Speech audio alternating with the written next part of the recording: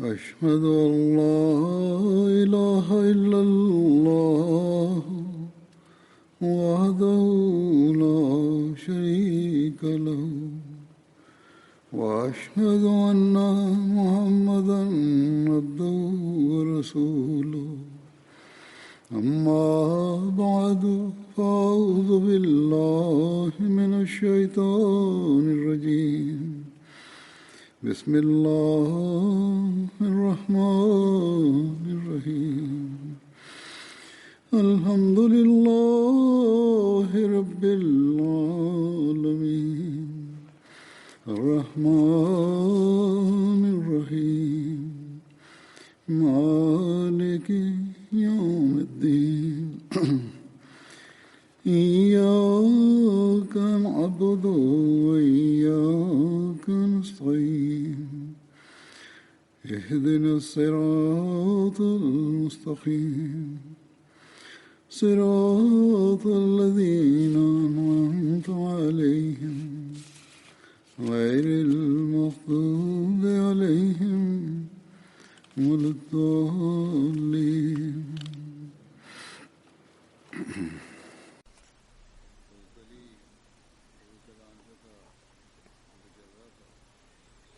Hazrat Ali Raziyallahu ta'ala anhu, разказвам повече за него.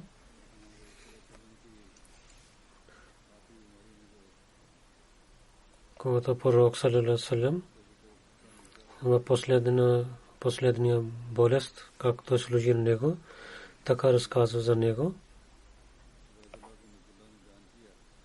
че в Бухари пише, Убайдулlah бин Абдулlah каза, той каза, че Айша разияллаху анха каза, че когато пророк саллаллаху алейхи ва саллям стана много болен и увеличи неговата болест, той каза на своите жени, че да остане в моята къща и да лекуват на него. Тогава те позволяваха на него. Тогава пророк саллаллаху алейхи ва саллям излиза с двама човека. Неговите крака бяха на земята, до коса на земята, и той беше между Абас и на другия човек. Те бяха в къщата на Айша. Оттам той излиза навън към джамията, вземайки помощта на двама човека. Убайдулlah каза, аз разказах на Ибн Абас тази тема.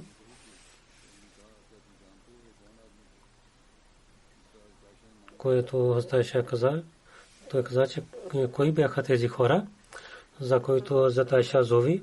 Аз казах, един човек беше с Абас и другия човек беше, той каза, то Али бин Аби Талиб беше.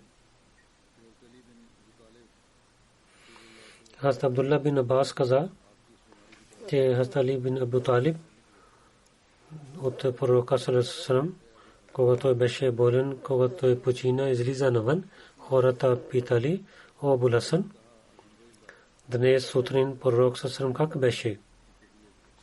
Той каза, алхамдулилlah, днес сутрин той беше добре. Тогава Аббас бин Абдул Муталиб взе ръцете на Али и каза, кълня се името на Бога, след 3 дни вие ще станете под някой друг човек, защото кълня се името на Бога. Аз гледам, че пророк саллаллаху алейхи ва саллям ще почине скоро и зная лицата на Бану Абдул Муталиб.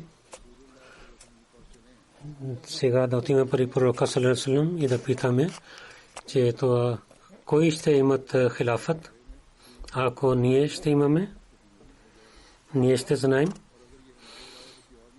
И ако някой другите ще имат хилафът, тогава ще знаем. И вие ще защитавате за нас за това. Хазрат Али каза, кълня се името на Бога. Ако ще питаме тези неща на пророка саллаллаху алейхи ва саллям и пророк саллаллаху алейхи ва саллям не даде на нас това уважение, то хората няма да ни дадат. Затова аз няма да питам на пророка саллаллаху алейхи ва саллям за това. Това пише в Бухари. в Бухари пишат арабски език, който след пророка саллалаху алейхи ва саллям ще стане под някой друг човек. И това означава, че пророк саллалаху алейхи ва саллям след 3 дни ще почине.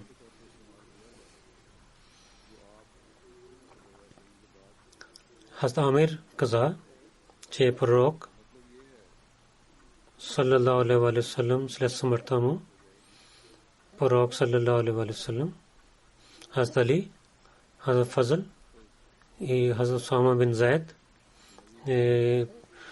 се капиха и тези хора ви сложиха в гроба. И в една традиция пише, че Хазрат Абдурахман бин Ауф също участвал в тази работа. Хазрат Али разказва за Али, различни традиции има. Пишат,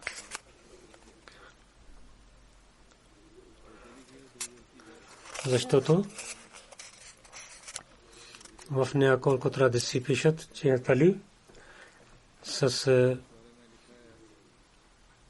веднага правил бейт за Абу Бакър и някои пишат против това. Хазрат Абу Саид Худри каза, че муаджирин и ансарите правиха бейт на Абу Бакър и Абу Бакър станаха на мимбър и гледаха към хората и не гледаха на Али. Абу Бакър за Али каза, ансарите отидоха и докараха на Али. Абу Бакър каза, о синът на чичо на пророка саллалаху алейхи ва саллям и неговият зад, дали ти искаш да развалиш силата на мусулманите? Али каза, о халифа на пророка саллалаху алейхи ва саллям, да не ядосвайте. След това той прави бейт на Абу Бакър.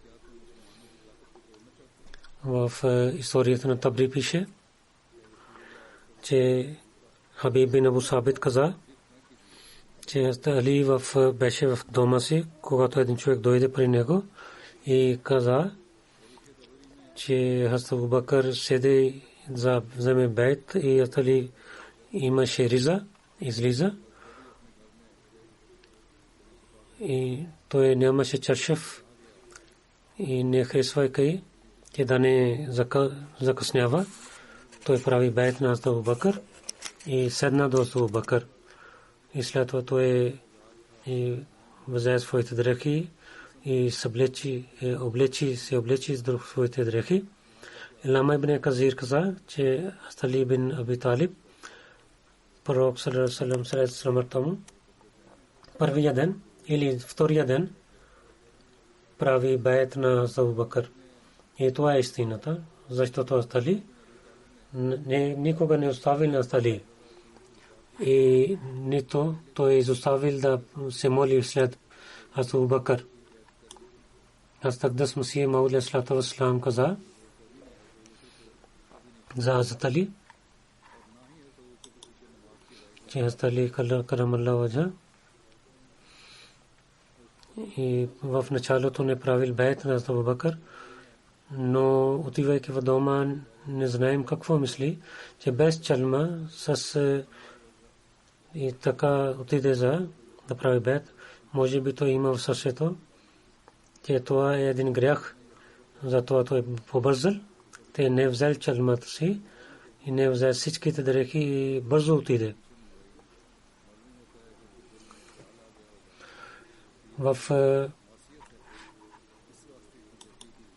традиция пишете, Али след смъртта на Фатима прави бейт, както в Бухари пише, че Али не правил бейт до смъртта на Фатима и другите ходи и тълкуват тази традиция на Бухари.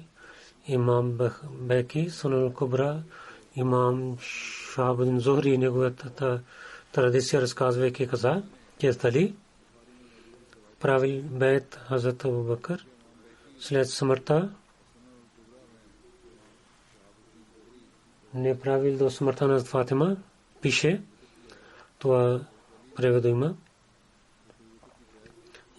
Думите на Мамзори, че стали на бейта на Хазрат Абу Бакър до смъртта на Фатима разилата на не правил. Това не са ясните думи. И Абу Саид Худри, традицията на Абу Саид Худри,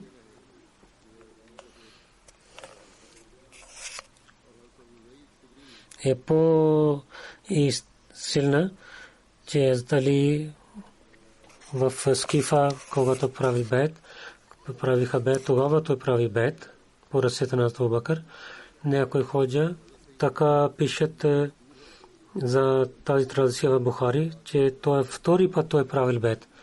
Тези опитни хора може би знаят, че Бухари, че имаше нещо, че да дадем името на второ име на бейт на Затали. Не е правилно, че всички традиции писани в Бухари са правилни. Доктор Али Мухаммад Сараби в книгата си, книгата на живота на пророка Мухаммад саллаллаху алейхи ва саллям, за Али пише, че Лама ибн Касир и другите опитни хора, Али след 6 месец, когато Фатима почина, прави своя бейт. И отново той прави бейт. Първо той прави бейт, но след смъртта на Фатима пак той отново прави бейт. Лама ибн Касир пише, когато Фатима почина, Али мислил, че с Абу Бакър отново да прави своя бейт. Хазрат Масих Мауд алейхи салам в своята книга Сирул Хилафа пише, на урду език така има превод. Ако не ще знаем, че Сидик Акбар беше онези хора, за които той разказва, хората обвиняват за Абу Бакър Сидик и мислят, че Али трябва да стане халиф по това време. Обяснявайки тази точка, той каза, че ако ще мислим, че Сидик Акбар беше от тези хора, които гледаха светския живот и искаха светския живот, и той беше ненаправен път, това ние ще знаем. Трябва да казваме, че лъвът на Бога Али също беше наузмила беше лицемер. Той не се обръщаше към Бога, той гледаше към съветския живот. И за това той не изоставил на неверниците, казват за Абу Бакър. Те много строги думи използват, но той стана така, че не е тук, не е там. До 30 години той е правил такия. И когато Сидик Акбар Али разияллаху анху и беше неверник, тогава защо той прави неговия бейт? Защо той не приселвал на другите държави от земята на Изтокоста? Дали той не искаше да подчинява на Бога, да приселва на другото място, както Божите хора правят така? Как той показвал, имаше той сила, когато той гледал, че баща му не направил път и излиза от правия път и гледа, че неговия народ се наведа пред идолите и те не се наведат пред великия Бог без страх, имайки, и той се обръща от тях. Те бяха хвалени в огъня. Той не е правил такива. Това е живота на Божите хора. Те нямат страх от сабията и те мислят, че такива не е правилният път. Ако малко че вършат такава работа, тогава се връщайки към Бога, търсят прошка. Ние се очудваме, че Али разияллаху та'ала, знаейки това, че Сидик и Фарук не бяха на правия път, защо той прави техния бед? Али живееше с тях дълго време и с преданността той подчиняваше на двамата и нито той показал слабостта и нито се отказвал от тях и нито на другите начини и нито неговата вяра спира на него да подчинява на тях, че той е технията неверници, неверни и техните жестоки той знаеше. И той нямаше затворена врата и нямаше някакъв други неща пред него, нито той беше пленник в такава. Беше за него важно, че той да приселва в другото место в Арабия. Ако беше такава положение, беше насилието, не беше насилието над него, то може да приселва и да приготвя на хората за битката, а не само приселва да приготвя на хората за битката, те да воювате срещу тях и да казва на хората от селата да воюват. И след това да воюва с тези хора, които отказват исляма. Мусулман Казаб бяха 100 000 хора до мусулманата и до можаха да помагат на Али. И той беше по-добрият човек за това. Защо той Али и не починава на деветите, на първите 9 халифи. Той седна, той не стана като муджахидин. Какво беше заради това, че въпреки той имаше сила, той не воювал с тях. Той за битката и защото не стана да води на хората към правия път. Дали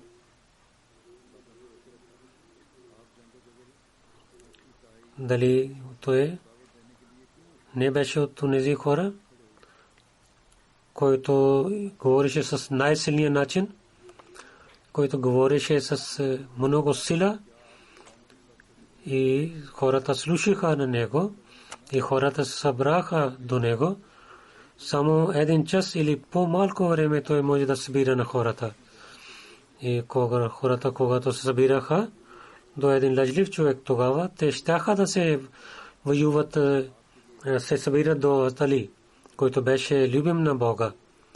И то е чудо за нас, че той не само правил бед, а не само правил бед. Във всяка молитва на Абу Бакър и Умар Шейхен след тях се моли. И никога не отказва това. И нито се оплаква с тях. Той участва в техните комисиите и с силата си и всичките си усилия помага на тях и никога не отказва от тях. Затова мислете, че това е знак за онези хора, които са неверници, и пак да мислете, че въпреки че той знае, че Али починява на тези хора, които не бяха на правилния път, дали той Али каза за него, дали Али не знаеше това, че онези хора, които повярват на Бога, е силен, те не се обръщат към светските неща, дано те са изгарени с огня или ще бъдат убити. Затова обещания Масия алейхиссалату вассалам с ясни думи каза. Али не отказва от първите 9 халифи, той правил техния бед. Иначе тези неща, които вие казвате за Али, че той не правил бед на Абу Бакър, че така няма величество за мястото на Али. За 3 халифи, как Али служил, преди него имаха 3 халифи, когато пророк саллаллаху алейхи ва саллям почина, И много хора отказваха от религията и с Медина също измамни си бяха. И имама много хора отидоха до Мусайлама Казаб, племе Бану Асад и те и други много хора до Толеха се събираха.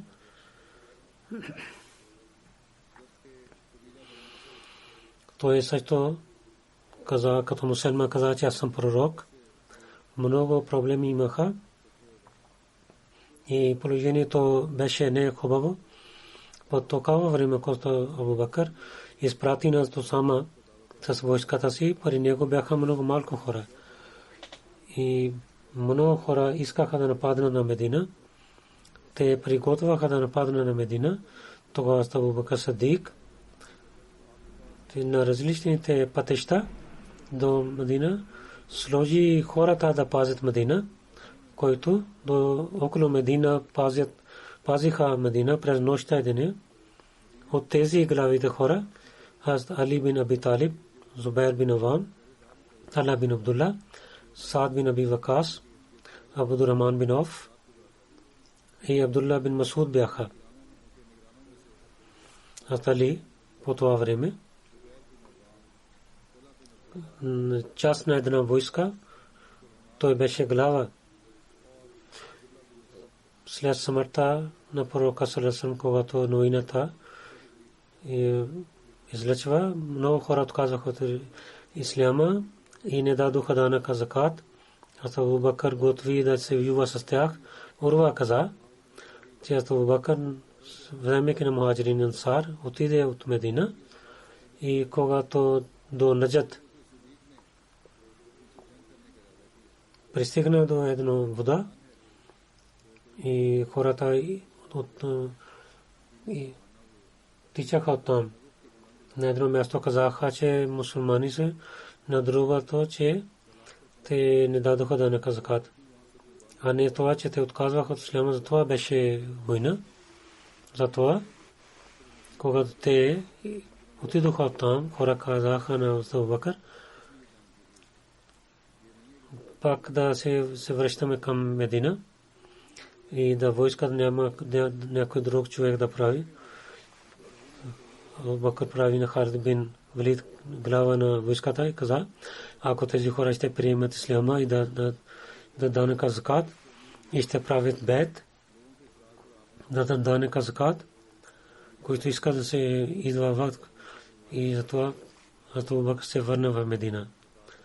Муслим Ауд каза, в историята пише, че Умар в времето на халифа, в пътуването, прави на Хазрат Али глава в Медина, в Тарих Тибри пише, на случката Джисър, който между мусулманите и срещу ираните имаха война. Хазрат Умар с комисията на хората си мисли, че той с ислямската войска да отиде в Иран. След него той прави глава на Медина Хазрат Али. Муслимът каза, голяма сражение, което ислям са, това беше войската Джисър срещу ираните. Мусулманите имаха много силна войска.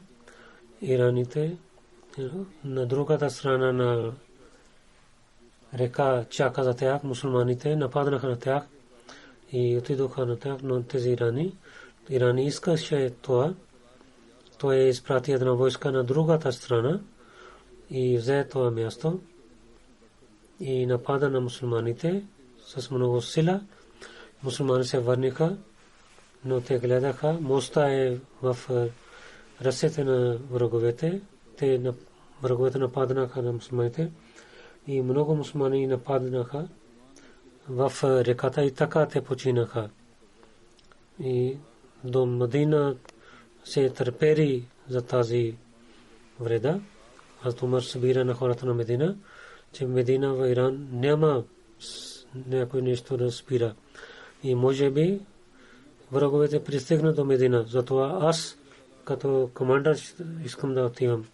Другите хора харесваха това, но Али каза, ако вие ще починете и стане мъченик, тогава мусулманите няма да имат сила.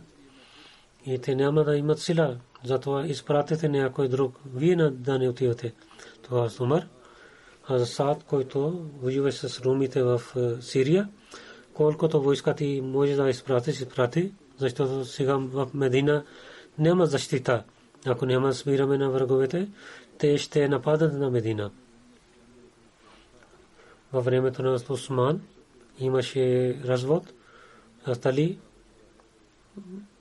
той посвети на халифа. Един път Усман питал него в държава тази разногласия как да решим този проблем. Али каза, че то е заради тези умали, които вие направихте. Усман каза, че аз гледах тези атрибути за умалите, които аз Умар гледал. Това не знаем защо хората не обръщат към тях. Дали каза, това е правилно. Но аз Умар вземеше сила в своите ръце. И това силно беше, че най-силният Камила не беше свободен от него. И вие имате много мекотост. Вие сте много мерк. Вашите горнари правят това, каквото да искат. Хората мислят, че е умал, каквото правят, че това е подчинението на халифа. И затова и хората се обръщат към вас, когато мислите.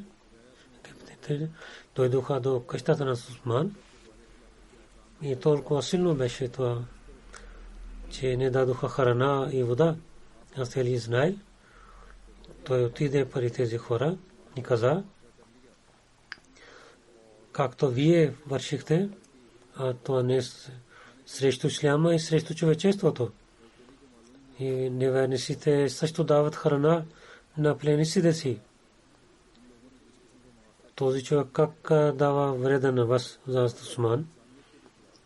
Този човек как вреди на вас, че толкова сте жестоки към него?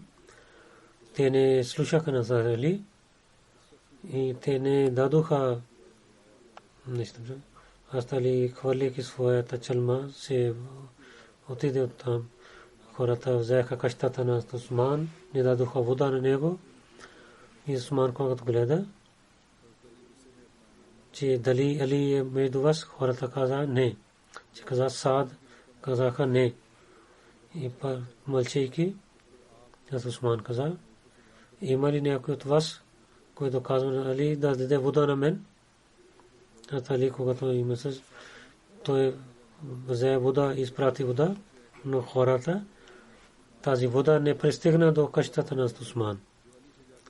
Не позволиха и Бану Хашим и Бану Умайя и много хора раниха и най-накрая вода пристигна до къщата на Усман. Аз или кога знае, че хората ще убиват на Усман, той взе своите деца, имам Хасан и Хусейн, каза на тях, вземете своите саби, отидете и ставите до вратата на Усман. И не трябва да влиза някой вътре в къщата. Гледайки, хората пострелиха на вратата и Хасан и Мохамед бин Тала станаха ранени. Мохамед бин Абу Бакър с двамата приятели и скривайки отиде в къщата на Усман и прави мъченик на него. Когато тази новина пристига до Али, той гледа, те Али наистина Усман стана мъченик. Тогава той пита синовете си, и въпреки вие станахте на вратата, как Усман стана мъченик? Той удари на лицето на Усман и удари на гърдите на Хусейн и посува на Тала и така се върна от дома си. Шадад бин Ос каза, че Ямудар, когато Усман бях до къщата на Усман, хората бяха Ямудар, когато хората в къщата на Усман с най-лоши начин правиха мъченик на него. Хазрат Усман гледа на хората и каза: о хората на Бога, аз гледах, Хазрат Али излиза от къщата си. Той чалма на пророка саллаллаху алейхи. Той има сабия с него и една група беше муаджирин ансар, Хасан и Хазрат Абдулла бин Умар също бяха, докато те нападайки на тези хора ги влизаха в къщата на Хазрат Усман и каза, че Амирул Муъминин, че силата на религията на пророка саллаллаху алейхи ва саллям, когато вие воювахте с неверниците, аз гледам, тези хора ще убиват на вас, затова позволете на нас ние да воюваме с тях. Хазрат Усман каза, че всеки човек, който знае, че Аллах е истината и казва, че аз имам сила, че заради мен той да не воюва с никой и да не налива кръвта на някой друг човек, нито за себе си. Хазрат Али пак помоли Хазрат Усман. Същият го даде. И Хазрат Али гледах се, Хазрат Али излиза от къщата на Усман. Той казваше, о мой Бог, ти знаеш, че ние с всичките си усилия опитвахме. След това той отиде в джамията Нави. Беше време за молитвата. Хората казаха, че Абул Хасан, водете молитвата. Хазрат Али каза, аз няма да води на молитва на вас, че имам е затворен. Аз сам ще се моля. Той сам се молейки се върна. Синът на Али дойде. Той каза, о баща, кали се името на Бога. Хората нападнаха на къщата на Усман. Али каза, инна лиллахи ва инна илайхи раджиун. Кали се името на Бога. Те ще убиват на него. Хората питаха на Али, къде Усман ще бъде. След смъртта, кълня се името на Бога, той ще влиза в рая. Онези хора, които убиваха на него, Абул Хасан, тези хора къде ще отидат? Али каза, кълня се името на Бога в Ада. 3 пъти той каза тези думи. Хората, когато около Медина стоиха, разказвайки тези положения с муслима от Разилата Али каза, че хората Египет отидоха за Али извън Медина. Той водеше и стоеше пред къщата на Усман. Хората стоеха. Той отидоха при чест Усман Разилата Али. За това положение той няма да стане халиф. Ние сме дошли, че се надява, че вие ще станете халиф. Слушайки Хазрат Али, слушайки на лицемерите с силата на верата, който беше право за него. Той отказва от тези хора и много строг начин говори с тях. Каза, че всичките добри хора знаят, че пророк саллаллаху алейхи ва саллям каза, Зул Марва, Зул Хушуб, къде тези хора бяха, казвайки за тези хора, каза, прокълнати са тези хора, че се върнете от тук. Хората казаха, добре, ние ще се върнем, и така те се върнаха.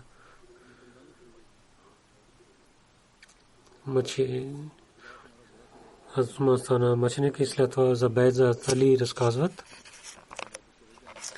Преди един път аз разказах. Сега накратко ще разказвам тази случка. Когато Усман стана мъченик, всичките хора тичаха към Али. Последователи други хора бяха. Всичките казваха, че Али е Амирул Муъминин. Те дойдоха в неговата къща, каза, че ние правим вашия бейт. Дайте своята ръка, защото вие имате право най-повече. Али каза, че това не е вашата работа. То е работата на последователи, които участваха в битката Бадър, за който хората на Бадър ще решават, той ще стане халиф.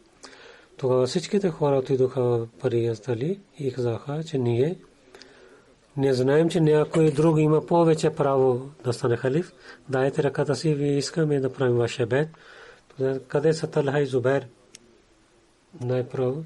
Тала прави бед. Саад прави бед на неговата ръка. Когато се видя това, той отиде към джамията и стана на мимбър. Тала беше първият човек, който отиде към Али и прави неговия бед. И след това Зубайр прави бед, неговия бед. И след това другите последователи правиха неговия бед. Хазрат Муслим Мауд разилата ланху, да, когато стана Усман, стана мъченик, както той разказва, то е така.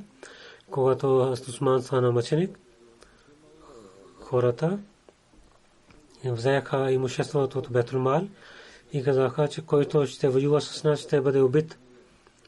Не дадоха, позволяваха на хората да се събират. Както сега има 144 точка и така беше. Те бяха в Медина и около Медина и не позволяваха на хората да излязат от къщата си, като кърфю беше. Докато остали хората, на когото те обичаха, спираха на него също. И в Медината те имаше раздор. На друго място толкова те бяха жестоки. И за Усман, който беше най-великият човек, на когото пророк се много хвали, правейки мъченик, до 3-4 дни позволяваха да погребят на него. Някои последователи през нощта погребиха на Усман. Усман също станаха няколко роби бяха убити, хвърлиха техните тела пред кучета и в Медина позволяха на хората и последователите излязоха от Медина. 5 дни така минаха, че нямаше някой глава в Медина. Те опитваха тези хора, че те да правят халиф на някой човек и както те искат да вършат. Но последователи не правиха така, че онези хора, които убиваха на Усман, те да правят някой халиф. Мусад отидоха пред Тала, Зубайр и Али, казаха те да стане халиф, но те отказваха. Когато те отказваха и мусулманите не правиха халиф, тези хора бяха жестоки с тях, защото мислиха, ако няма да има халиф, че срещу нас в исляма ще има хора ще стават. Те казаха, че в 9 дни ще има халифа, по-добре. Иначе Али, Тала и Зубайр, на всичките големите хора ще убиваме. Тогава в хората Медина имаха страх. Онези хора, които убиваха на Усман, и те какво ще вършат с нас и нашите жени и деца. Те отидоха първители и каза, че вие да станете халиф, но той отказа. И каза, че ако ще стана халиф, всичките хора ще казват, че аз убивах на Усман. И аз нямам сила да вземам тази тежест. Така и за Тала и Зубайр казаха. И последователите, на които казаха да станат халиф, те отказваха. Всичките хора пак отидоха пред Али и казаха, както е възможно вие да станете халиф най-накрая. Каза, че с това условие ще стана халиф. Всичките хора се събраха в джамията и да приемат на мен. Хора се събираха в джамията и те приеха на него. Но някои хора пак отказваха, докато няма наказание за убийството на Усман, няма да вземем на никой халиф. Някой каза, че да не знаем съвета на другите хора, не стане да халиф. Но тези хора бяха много малко в брой. И така Хазрат Али каза, че аз съм халиф. Но резултат беше това, че в исляма започва да каза, че Али убива на Усман. Ако муслима отказа, ако другите атрибути няма да гледаме на Али до мен, в такава положение той стана халиф. Има кураж и сила, че много трябва да хвалим на него, че той своето уважение и своето щастество срещу исляма не гледа на тях и взе тази тежест. Хазрат Муслим Мауд след когато стана мъченик каза другите случаи. Един-две дни беше раздор, но когато сила отихна и тези хора, които биваха на Осман, те знаеха за резултат, имаха страх. И някои хора, те Мавия е много има силен, той ще вземе отмъщението. Те отидоха в Сирия и там започнаха да плачат, че Осман стана мъченик и никой не за касас. Някои хора отидоха до Айша и Зубер, че колко е стоко, че халифа стана мъченик и мусулманите мълчат. Някои хора отидоха към Али. Сега времето за проблемите и мусулманите няма да имат страх да вземат бейт. Те хора да нямат страх, да има мир. Тези последователи, които бяха в Медина, те също посветиха, че сега е по-добре, че вие да станете халиф. И така вие ще вземете севап и Бог ще се радва с вас. Когато всякъде хора казаха но на него, много пъти отказвайки, най-накрая той взе тази работа в ръце си, взе бейт. Тази работа на Али беше много разумно. Ако той не имаше да вземе бейт, тогава ислям имаше повече вреда, който имаше с битката на Али и Мавия. Това е резултат, който изважда муслима от разилата. След това муслима каза, трябва да помним, че Талха и за Зубер казват, че те правиха бейт, не правиха бейт на Азат бейт. Това не е правилният пример. Това беше да правиха бейт. Те не правиха така бейт. А муслима отказа това. Отказвайки на бейт, отидоха към Айша. Воюваха срещу Али. Пише за това Муслим Мауд. Това не е хубавия пример. В историята не пише така. В историята и със един глас казват, че Тала и за Зубер правиха бейт. Това беше не с съгласието. Аз Мухаммад Тала в Табри пише така, че Осман, когато стана мъченик, хората решаваха помежду си, че някой да стане халиф, да има мир и да няма развод. Те отидоха към Али и казаха, че вие да вземете бейт. Али каза, че ако искате да правите бейт на мен, тогава винаги да подчинявате на мен. Ако така решавате, тогава ще има вашия бейт. Иначе някой друг да стане халиф. Аз ще подчинявам на това и повече ще подчинявам на него, който стане халиф. Те казаха, ние ще подчиняваме на вас. Али каза, тогава пак да мислете и посветете, вземете свет. Те казаха, че Тала и за Зубер, ако ще правят бейт на Али, всичките хора ще правят бейт на Али. Иначе, докато те няма да правят бейт, до тогава няма да има съвършен мир. Тогава някои хора отидоха към Зубер и Малик Аштар с някои хора отидоха към Тала, че те, вземайки сабите си, със сила казаха те да правят бейт. Те станаха с сабите си, казаха, че ако правите бейт, иначе ние ще убиваме намаз. Тогава те казаха, ние сме съгласни и те се върнаха. Втория ден Али стана на мимбър и каза, че хората, че вчера вие съобщихте на мен и аз казах, че вие да мислите, дали вие помислихте за това, дали вие са съгласен на моите условия, тогава вие трябва да подчинявате съвършено на мен. Пак те отидоха към Тала и Зубер и взеха на двама и в традицията пише, когато пристигна до Тала и каза той да прави бейт, той отговори, вижте, аз със сила да правя бейт, от сърцето си не правя бейт. И така, когато хората отидоха към Зубейр и казаха за бейт, той същия отговор даде.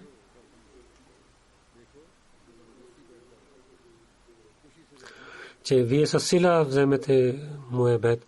От сърцето не правя бейт. И така Абдурахман бин Джундуб от баща си каза, че след смъртта на Усман, аз ще отиде при Тала и каза за бейт. Той каза, че дай време на мен. Аз искам да гледам, че хората какво решават. Но те не остави на него.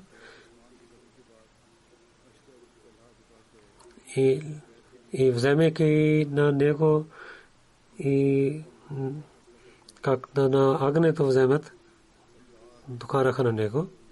А муслимът каза, че пророк саллалаху алейхи ва саллям на него един последовател аз Талха, когато беше разногласие, стана срещу Али, когато той знаел, че аз съм на грешка, той се върна от битката. Сега тази случка започва. Хазрат Талха, когато дойде в битката срещу, не прави бейт. Той също разказва за това. Той дойде да воюва с него. Той също воюва срещу Али с силата. Когато той имаше разногласие, пак имаше битка. Но когато той разбрал, тогава той отиде от полето на битката, че Али е на правия път. Затова муслимът пише, той се връща се в дома си, че някой човек, който беше от войската на Али, по пътя убива на него. И след това отиде за награда, аз давам блага вест, че вашия враг Талха е убих на него. Али каза, аз от пророка Сърсъм давам блага вест на теб за Ада. Аз слушах на пророка Сърсъм, че на Талха ще убива един човек, който ще влиза в Ада. В разказвайки тази случка, муслимът каза, Хаким каза, че Саур бин Мазза каза на мен, че в битката Джамал отидох до Талха, той беше до смъртта си. Когато той беше ранен, той беше до смъртта си да пита мен, ти от коя група си? Аз казах, аз съм Амирул Муминин, Али, от неговата група. Той каза, да, дай ръката си, аз да правя бейт на твоята ръка. Той прави бейт на моята ръка и така той почина. Аз на Али каза цялата случка, той слушайки каза, че Аллаху Акбар.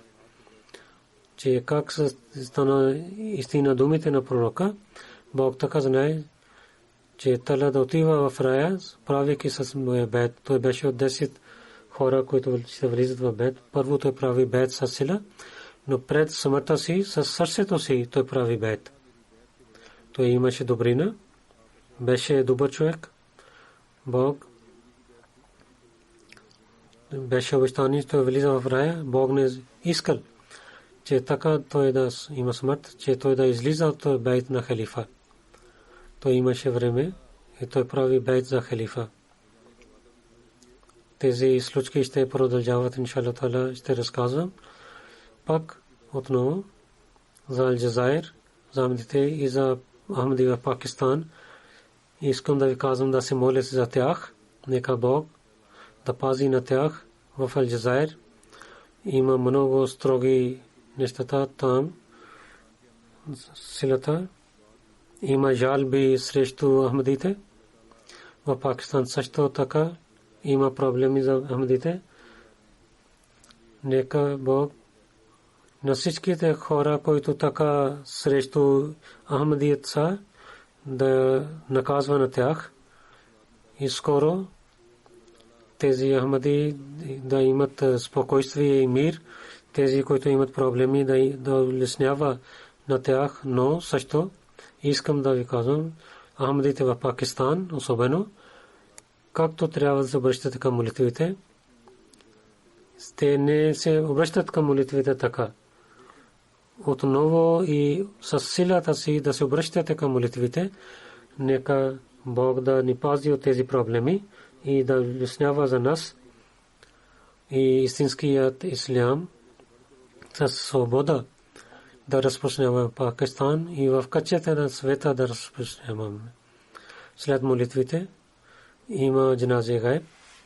Първо джаназе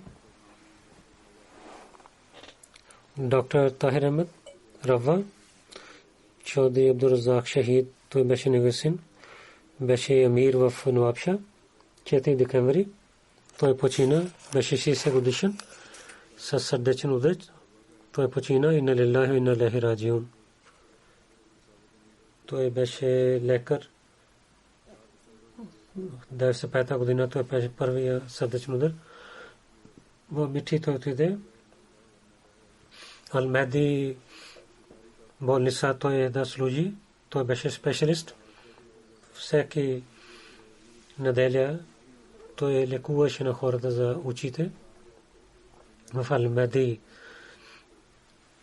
болница, когато той имаше отпуск, той отиваше в Ал-Мехди Аспитал.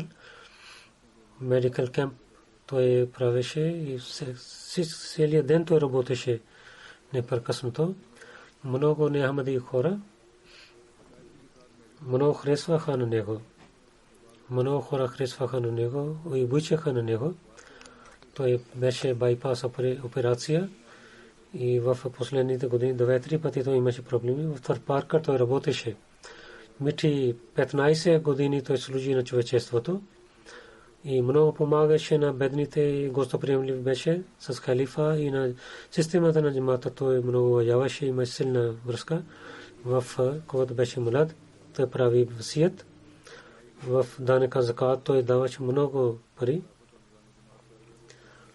Нека Бог да прощава на починалия и да увеличава неговото място в рая и на неговото семейство и децата, да даде възможността да продължават добрини като него. Второ невидимо джаназе Хабибулла Мазар, синът на Чаудри Аладита Хабибулла Мазар, беше затворник в Пакистан. 24 октомври той почина и беше 75 годишен. Инна лиллахи ва инна илайхи раджиун. Негова баща на втория халиф прави бейт на неговата ръката на втория халиф и стана Ахмади. Чаудри Сахиб Хабибулла Мазар в различните постове в държавата той служи като директор. Той свърши своята работа от един отделна държава. Повече 50 години той служи на джамата, Каид Маджлис, до Займан Сарулла и други длъжности на джамата, като председател на джамата. Той служи в той не сара 295 си, на кой Ахмади първа ялба беше Чаудри Мазул беше срещу него. 29 октомври в Тана Шадра той беше първи Ахмади в историята. Заради този закон той стана затворник. Той имаше тези проблеми. Session Coast и свободи на него, но в High Court Justice Абдул Маджид и отказва да дава свобода на него.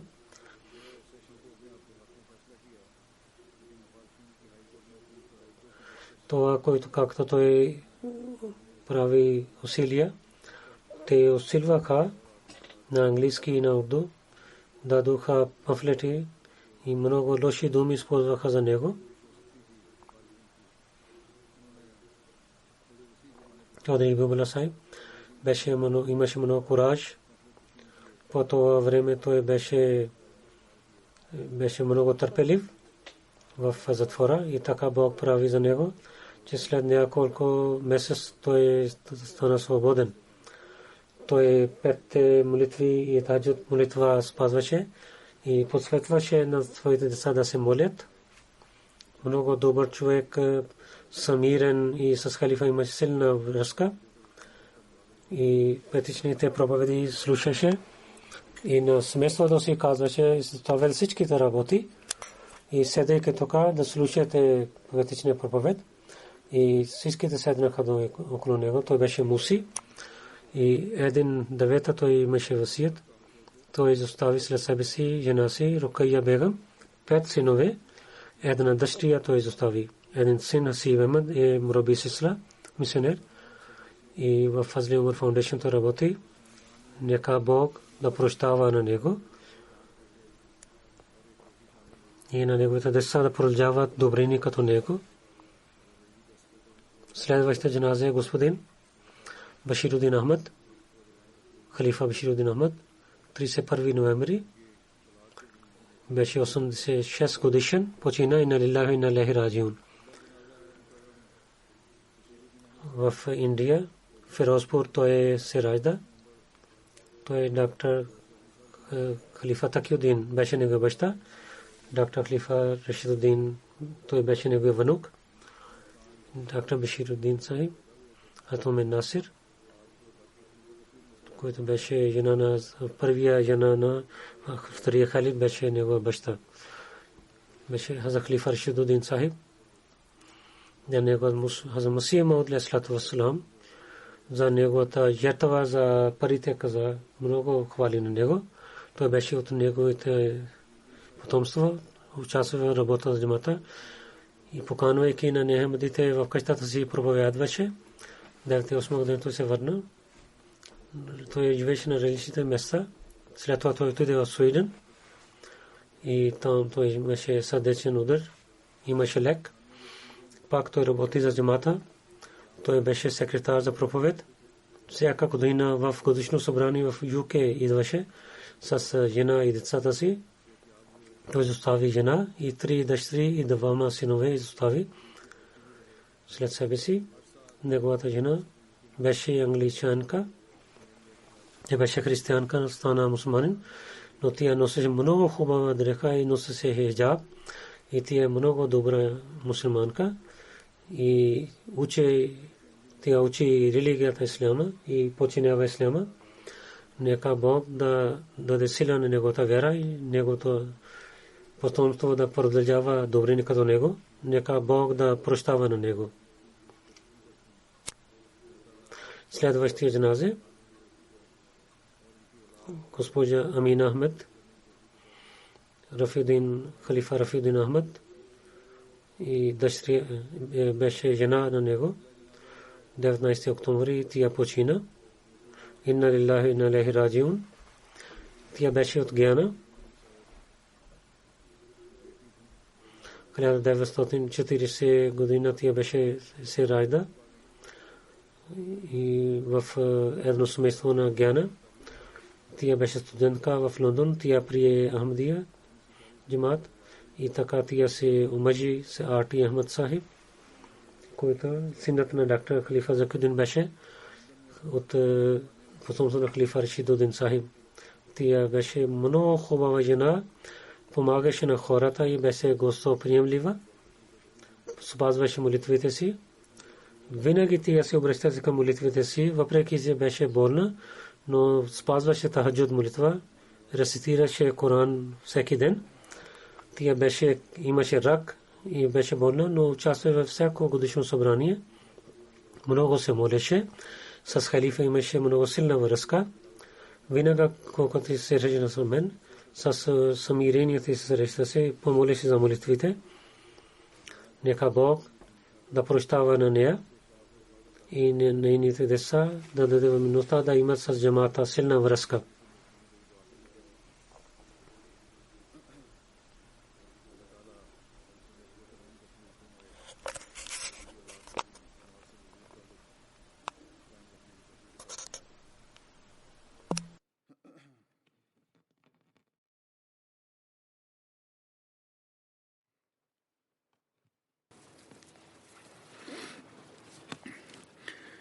الحمد لله نحمده ونستعينه ونستغفره ونؤمن به ونتوكل عليه ونعوذ بالله من شرور أنفسنا ومن سيئات أعمالنا من يهده الله فلا مضل له ومن يضلله فلا هادي له ونشهد أن لا إله إلا الله ونشهد أن محمدا عبده ورسوله عباد الله رحمكم الله إن الله يأمر بالعدل والإحسان وإيتاء ذي القربى وينهى عن الفحشاء والمنكر والبغي يعظكم لعلكم تذكرون اذكروا الله يذكركم وادعوه يستجب لكم ولذكر الله أكبر.